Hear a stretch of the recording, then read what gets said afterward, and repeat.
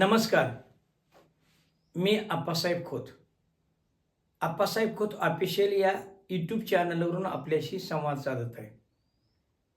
जर तुम्ही माझ्या चॅनलवर नवीन असाल तर या चॅनलला सबस्क्राईब करा, लाईक करा आणि शेअर करा. मी आज आपल्यासमोर घुसमट नावाची कथा कथन करत आहे. वसंतराव आणि कांचन वहिनी वारणा नगरला बंगला बांधून सुखानं राहत होते. कारण वसंतराव आता रिटायर झालं होतं. वसंतरावांना 2 मुलं, जयदीप आणि गीता. दोघेही उच्च शिक्षित इंजिनियर झाले होते. गीताचे मिस्टरही इंजिनियरच होते. गीता मुंबईला राहत होती आणि जयदीप पुण्यामध्ये नोकरी करत होता. त्याची बायको प्रभा ती नोकरीला होती. सुखा समाधानात कुटुंब होतं. वसंतरावांची बायको कांचन वहिनी आता रिटायरमेंट झाल्यामुळं वारणा नगरला छोटासा त्याने बंगला बांधला होता आणि तिथे राहत होते. काही दिवस निघून गेलं आणि गीताचा फोन आला. आई, कारण गीता वाळंत झाली होती आणि तिला मुलगा होता. मुलाला सांभाळण्यासाठी आईने यावं हा तिचा विचार होता. कारण तिची सासूबाई अजून सेवानिवृत्त झाली नव्हती. नाईलाजास्तव कांचन वहिनीला आणि वसंतरावाला मुंबईला जावं लागलं. मुलीकडं 4-6 महिने राहणार होते ते. कारण मूल मोठं व्हायचं होतं. सासूबाई रिटायरमेंट व्हायच्या होत्या. आणि काही दिवस निघून गेल्यानंतर गीतानं वसंतरावांच्याकडे प्रस्ताव ठेवला.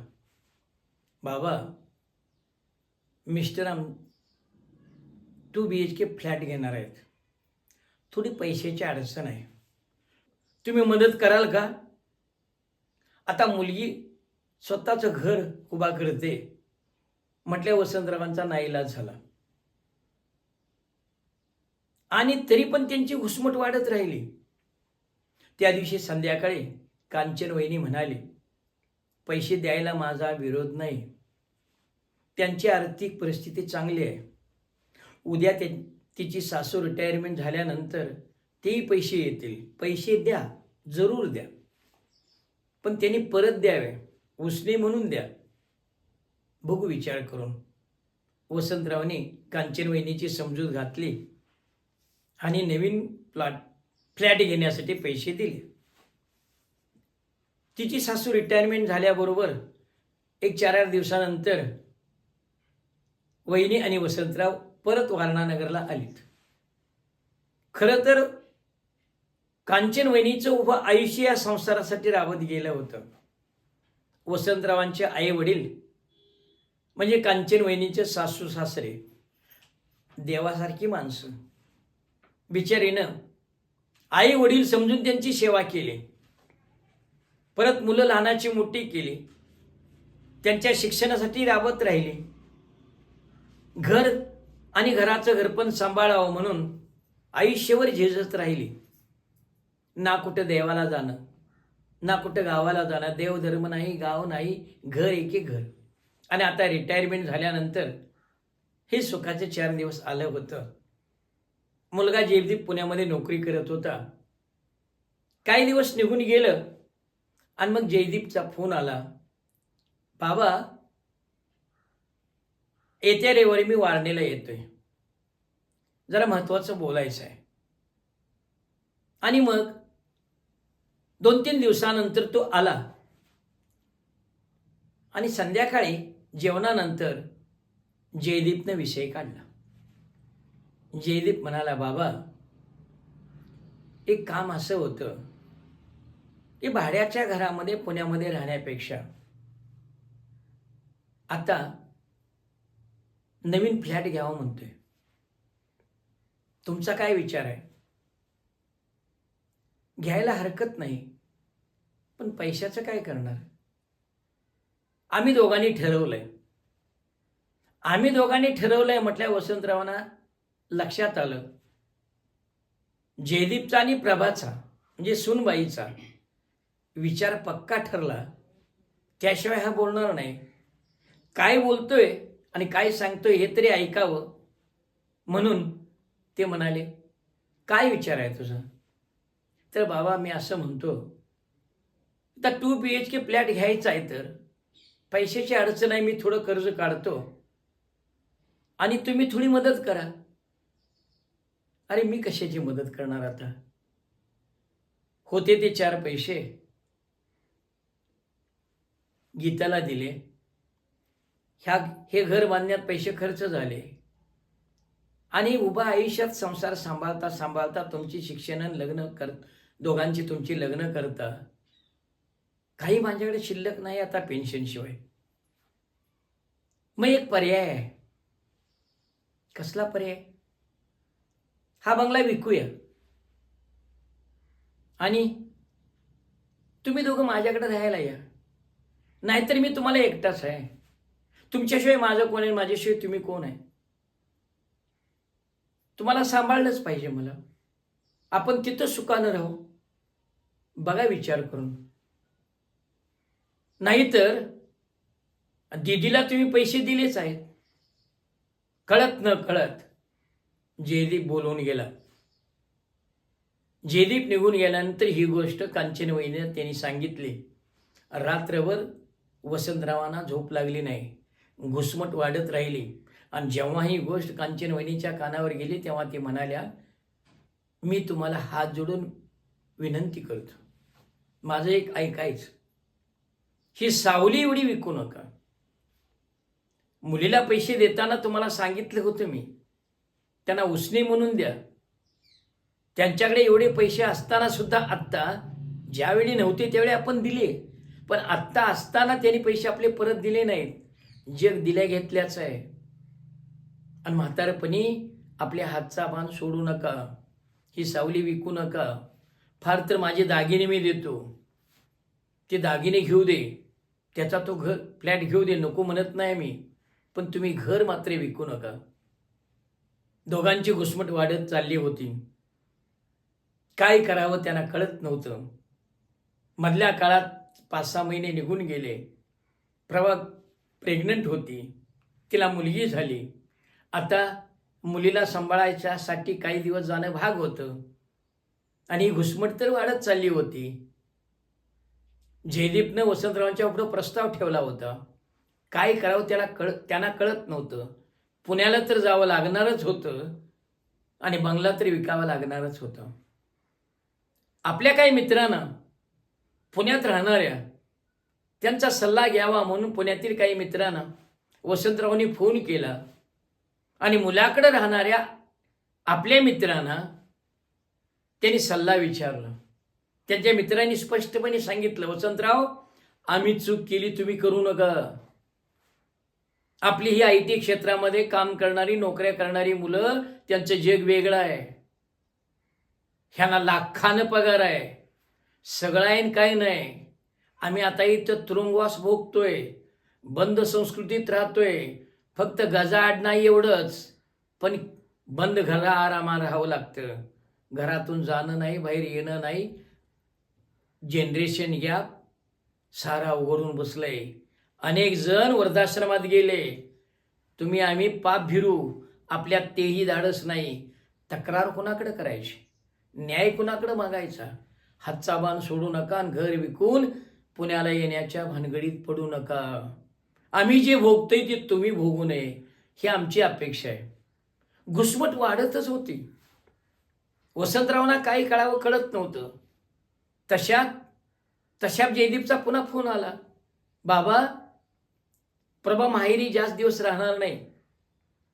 प्रभाच्या वडिलांची तब्येत बरी नसते, त्यांना मधुमेह आहे, शिवाय ब्लड प्रेशर आहे आणि सासूबाई आमच्या त्यांची काळजी घेण्यासाठी असतात. प्रभाचे वहिनी आणि भाऊ बेंगलोरला नोकरी करतात. त्यांच्या घरात दुसरं कोण माणूस नाही. त्यामुळं 2-3 महिन्यात बाळाला घेऊन प्रभा येणार आहे. तेव्हा लवकरात लवकर तुम्ही निर्णय घ्या. मी फ्लॅट बुक केलेला आहे. तुमच्या पैशाची आणि तुमची वाट बघतोय. फोन आला होता. रात्रभर घुसमट वाढत होती. कांचनवहिनींना काय करावं कळत नव्हतं. आयुष्यभर कस्ता खाण्यात गेलं आणि आता त्यांना वाटत होतं की मुलीकडे एक ठीक होतं, तिच्याकडे 4-6 महिने राहिलो तर पुढची मुलगी होती, तिला काहीतरी बोललं सवरलं तर ती मनावर लागून घेत नव्हती. आता ही परक्या घरची मुलगी, सुनेसारखी सून मुलीसारखी जरी सांभाळली तरी शेवटी परकीच. ती श्रीमंत्या घरची, हायफाय सोसायटीत वाढलेली, तिच्या हाताखाली किंवा तिच्या समवेत घरात राहणं, बंगल्यात फ्लॅटमध्ये काय आणि घरामध्ये काय कसं होणार. घुसमट वाढत होती. परत जेव्हा जयदीपचा फोन आला तेव्हा वसंतराव निर्णय घेतला, वाढीचा बंगला विकला आणि पुण्याला गेले. प्रभा आलीच होती, बाळ घरामध्ये लहान होतं, प्रभाने 1 वर्षासाठी रजा काढली होती, घरामध्ये सगळे व्यवस्थित होतं. मुलाची देखभाल करणं ही प्रभा करत होती आणि कांचनवहिनी होत्या. शिवाय कामवाली होती, जेवण करण्याला बाई होती. जयदीप सकाळी नोकरीला यायचा, संध्याकाळी परत यायचा. आई बाप सगळे आणि सून सगळी एकत्र बसून जेवायची, गप्पा गोष्टी करायची. दिवस बऱ्यापैकी चाललं होतं. हळूहळू दिवस निघून गेलं आणि मग मात्र स्वयंपाक करणाऱ्या बाईचा सपक स्वयंपाक वसंतरावांना आणि कांचनवहिनीही आवडेना. शेवटी कांचनवहिनीने स्वयंपाकघर आपल्या हातात घेतलं. जशी ती जेवण खाणं करू लागली तशी कामवाली मोकळी झाली. कामवाली म्हणून वरचं काम करू लागली आणि कांचनवहिनी स्पष्ट सांगितलं, तू बाई पोळ्या करत जा, माझी मी भाजी चपाती करत राहीन. आणि संध्याकाळी जेवताना जयदीप एकीकडून, प्रभा एकीकडून म्हणायची, आईच्या हाताला अमृताची चव आहे, आई तूच जेवण करत जा. आणि कांचनवहिनीच्या पाठीमागं स्वयंपाकघर राहिलं. आयुष्यभर रांदा उष्टी काढा, आयुष्यभर कष्ट करा, तेच आता नशिबी आलं. आणि मग काही दिवस निघून गेल्यानंतर मग मात्र कांचनवहिनीच्या लक्षात आलं, कुठं तर अंतर पडत आहे. सूनबाईचं घरामध्ये नको तिथं लक्ष लावत आहे, आपली घुसमट वाढते आहे. वसंतरावांना तिने सांगितलं. वसंतराव म्हणायचे, अगं मुलगा आपला समंजस आहे, कशाला काही गोष्टी मनाला लागून घेतेस, कशाला घरामध्ये कटकट, तू शांत राहा. आणि कांचनवहिनी तोंडाला कुलूप लावून जगत राहिल्या. मूल वाढत होतं, लहानाचं मोठं होत होतं आणि घरातील कामं कांचनवहिनीच करत होत्या. आणि मग मात्र काही दिवसानंतर काही गोष्टी वेगळ्याच घडू लागल्या. सूनबाई म्हणू लागली, फ्रीजमधील फळं कशी कमी झाली. सूनबाई बोलता बोलता नको तीच बोलून जाऊ लागली. दुधावरची शाई कशी कमी झाली. माझं ड्रेसिंग कापड कुणी उघडलं आणि कशाला लागतं तुम्हाला या वयात मॅचिंग साडी ब्लाऊज, आणि कशाला आता मिसरी लावता, बिसेमध्ये थुकत राहता, घरामध्ये कचरा करत राहू नका, वेगळ्यासारखं जागायच. आणि भांडी घासता म्हणतात, कामवालीनं भांडी घासली म्हणता, मग पावडर कशी राहिली. नको नको त्या बारीक सारीक गोष्टीमध्ये लक्ष ती घालू लागली. आणि या घरामध्ये आपण नोकर आहे याची जाणीव कांचनवहिनीला होत राहिली. घुसमट वाढत होती. उघड्या डोळ्यानं वसंतराव बघत होते, पण अजूनही ते संयम राखून होते. काही दिवस निघून गेलं आणि आपला मुलगा आपल्या बायकोला काहीतरी समजावून सांगेल अशी कांचनवहिनीची अपेक्षा होती, पण ती बी चुकीची ठरली. आई एवढा आम्ही कामावरून टेन्शन न येतो, घरात तुला साध्या साध्या गोष्टीकडे लक्ष देता येत नाही का. बाळाची तब्येत बघ किती खालावली, वर्षभर तिने रजा काढली होती, आता कामाला जावं लागतं.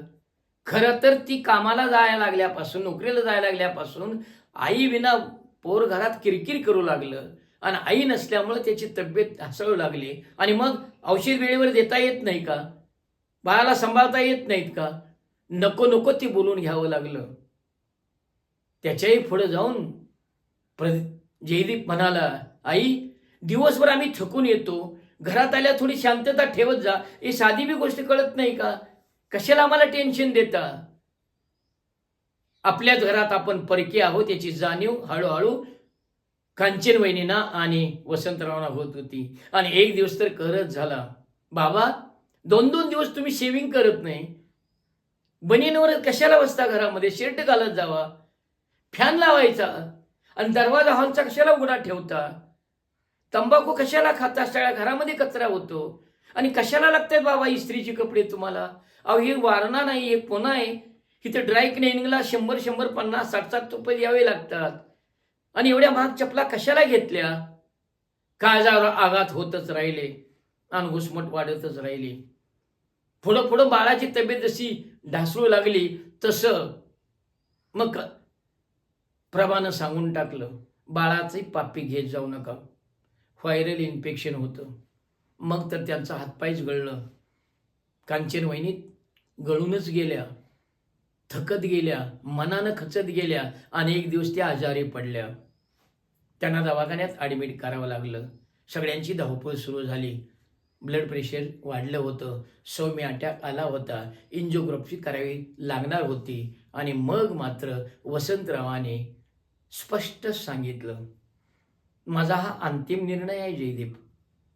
दवाखान्याचं जे काय बिल हवे होते तुला भरावं लागेल. कसं शक्य आहे? का शिफ्ट गाडी घेतलीस मला विचारलं होतंस? तुम्हाला सांभाळताना एवढा खर्च केला, एवढं शिक्षण केलं, शिवाय लग्न करून दिली, प्लॉट घेण्यासाठी पैसे दिले, मी तुला का म्हणून प्रश्न विचारला होता? मग आता मात्र माझ्या पेन्शनला पुरेसे तेवढी बस झालं, तू बिल भागवायचंस. आणि शेवटी नाही झाला असतो. आपल्या वडिलांचा अंतिम निर्णय त्याला माहिती होता. जयदीपनं 1,00,000-2,00,000 रुपये काय असेल ते बिल डॉक्टरचं भागवलं. वहिनी घरी आल्या. विश्रांतीची गरज होती. प्रभानं 2-3 महिने पुन्हा रजा काढली होती. आणि या काळामध्ये मग मात्र प्रभाच्या लक्षात आलं की दवाखान्याचं बिल जयदीपनं भरलं. मग मात्र कहरच झाला. ती आदळआपट करू लागली, साध्या साध्या गोष्टीवरून खिकसू लागली. आणि एक दिवशी संध्याकाळी फटकन बोलून गेली, काय किती दिवस रजा काढायची? सगळं घरात पेशंट, दवाखान्यात असताना घरातलं करायचं, दवाखान्यात जेवण द्यायचं. तुम्ही दवाखान्यात, सासऱ्याकडे बघून ती म्हणाली, तुम्ही दवाखान्यात सेवेला, मी घरात, हे नोकरीवर, बाळाचं बघायचं, दवाखान्यात बघायचं, किती आलसोसायचं. आणि असं किती दिवस राहणार? अशावर नोकरीवर पाणी पडेल, नोकरी जाईल. आणि एक वेगळाच निर्णय घेऊन वसंतराव म्हणाले, मग नोकरी सोड. कशाला नोकरी करतेस? करूच नकोस ना. लाखानं पगार आहेत तुम्हाला. तुमच्या चौथाईनं पगार नव्हता मला. हायस्कूल टीचरची नोकरी माझी, तरी सुद्धा मी घरं उभा केली. एकाच्या पगारात चालतंय की? सोड नोकरी तू. आणि करावीच तू नोकरी अशी अपेक्षा नाही आमची. मग मात्र कांचन वहिनी बघतच राहिल्या. त्यांना दरदरून घाम सुटला. तो दिवस कसा तरी असा उद्विग्न अवस्थेत गेला. दुसऱ्या दिवशी सुट्टी होती, रविवार. सकाळी ती दोघं उठली, शिफ्ट गाडी घेऊन बाहेर गेली. संध्याकाळीच परत आली. जेवणानंतर काहीतरी जयदीपला सांगायचं होतं हे वसंतरावनी ओळखलं. तो आत बाहेर करत होता. शेवटी तो आईला म्हणाला आणि बाबा नाही म्हणाला, बाबा आम्ही एक निर्णय घेतलाय. काय रे बाळा? बाळाला आता पाळणा घरात ठेवायचं. आमच्या ऑफिसच्या जायच्या वाटेवरच आहे. चांगले सांभाळतात तिथं.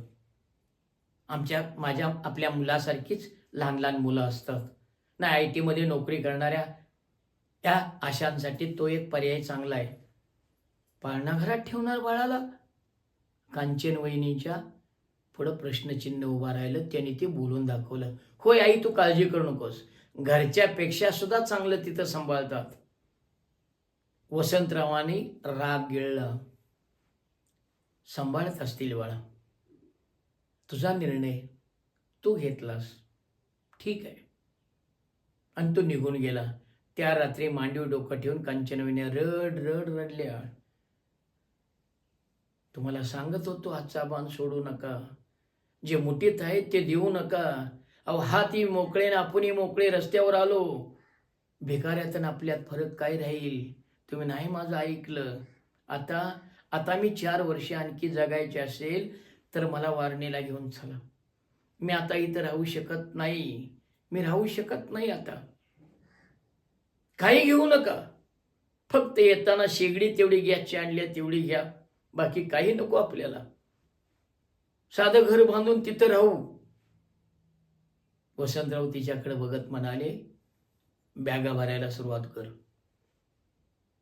बॅगा भरून झाल्या. दुसरी दिवशी सकाळी नाश्त्याच्या वेळी वसंतराव म्हणाले, प्रभा, जयदीप, आम्ही वाळणीला जाण्याचा निर्णय घेतला.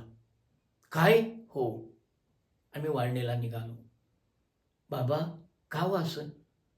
तिथं जाऊन काय करणार? आमच्या हातून काही चुकलं तर आम्हाला क्षमा करा. चूक तुमची नाही, चूक काळाची आहे. आजचं वर्तमान जे आहे ते आम्हाला सहन केलंच पाहिजे.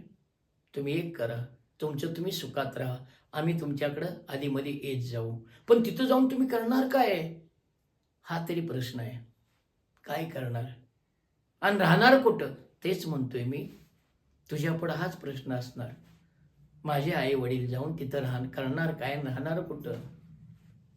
आहेत तुझ्या आईकडे थोडेफार दागिने आणि माझी पेन्शन आहे.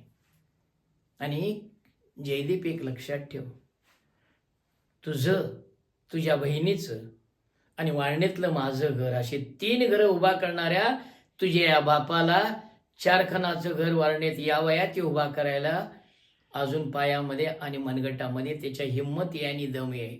तू काळजी करू नकोस, तू सुखानं राहा. त्याचा नाईलाज झाला. आणि मग अगोदरच वसंतरावांनी सांगून ठेवल्याप्रमाणे फ्लॅटच्या खाली गाडी आली होती. ड्रायव्हरनं सामान वसंतरावांचं कांचनवणीचं गाडीत नेऊन ठेवलं. घुसमट वाढत चालली होती आणि सामान गाडीत गेलं जात होतं. आयुष्यात पहिल्यांदाच इतक्या वर्षात फ्लॅटला कुलूप लागलं. जिना उतरून चौघे खाली आले. बाळ तिच्या काखेत होतं. ती बाळाच्या जवळ गेली आणि कांचनवहिनीने बाळाला गालाला हात लावला. नाही पापा घेतला. Viral infection. बाळाला काय माहिती, बाळानं टाटा केलं. पण त्या बिचाऱ्याला काय माहिती, घुसमट वाढतच चालणार आहे ती. आणि मग 2 गाड्या 2 दिशेने गेल्या. एक गाडी गेली पाळणाघराच्या दिशेने आणि दुसरी गाडी आली वाळणीच्या दिशेनं. दोन्ही 2 दिशेने चालल्या होत्या. चौघही 2 वाटेने चालले होते. पण त्यांची घुसमट मात्र संपली नव्हती आणि संपणारी नव्हती. अशा या घराघरातील घुसमटीला खरं तर शेवटी नसतो आणि अंत नसतो. ही घुसमट अशीच चालायची, अशीच चालायची. धन्यवाद.